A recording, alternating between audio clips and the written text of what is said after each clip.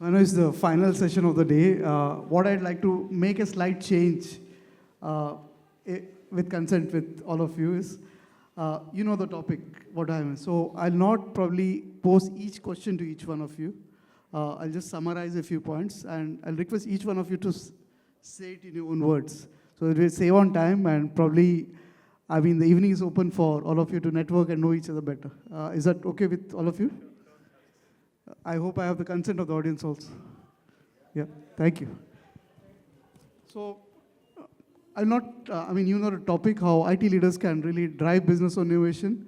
So, a basic few points what I'd like in your answer is, firstly, from the best practices point of view, if you have any examples from your own experience in your own organizations, and if there are any recommendations like what you would like to make.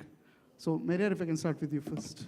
Yeah, so good evening. I think we heard a lot about innovation and industry leaders are here, and we as IT leaders have a journey for us which transforms organizations. So before I get into that, I think one of the clear points for us IT leaders is to see is if Google is delivering, Apple's are delivering, and Microsoft's are delivering, what are we doing in the organization? I think that is one of the most important point. As an IT leader, you should understand that what is the difference of innovation that you're driving within your organizations. So knowing the business, knowing the impact areas, looking at what your business needs is going to be very important. I think that's one of the fundamental part IT leader always looks at within your organization. Externally, he talks about knowing his customer, knowing the business areas of connects and collaborations that he offers. Supply chain especially talks about collaboration platforms. And recently in the PM Gati Shakti, we have a lot of platforms which are going to come up, which are going to be really transformative, not only for India, but for global standards. The other part which very important for us in IT leaders is, are you going to disrupt or are you going to sustain? So the innovation part talks about a roadmap where you say that there are certain technologies that are going to be really disruptive. And there are going to be a sustainable innovation path that you will take. So I think in my knowledge, it's very important to have a mixed fundamental roadmap that you should drive within your organization. And then go about delivering those as a milestone. Obviously, you need to measure them. So there are a lot of matrices that you can follow and measure them. And over a period of time, you see how your success rates are coming up. There could be failures happening, but as I said, there are certain things that you are definite in terms of what you're going to deliver. And the last part is make your investors happy. And I think that is very, very important for you. Otherwise, the money doesn't come in. And that's it. Great, Maria. Dhaval? A very good evening to all of you.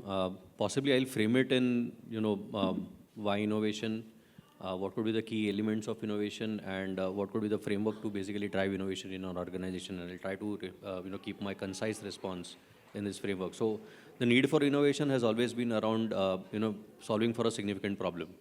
Or it could be around realizing a particular need. It could be a known or an explicit need, or it could be a latent need. So that's what will drive innovation. So for example, if you're looking at the whole market, and we like to, as marketers like to look at STP and do market segmentation, are there segments which are being left out purely because of either there has been a shortfall in terms of the strategic stand that you're taken, or is it in terms of the products that you're offering? And can you then innovate to be able to cater to those market segments also, which will automatically, add to your top line and bottom line? So it's very important to have an eye for detail and an eye for identifying the right need.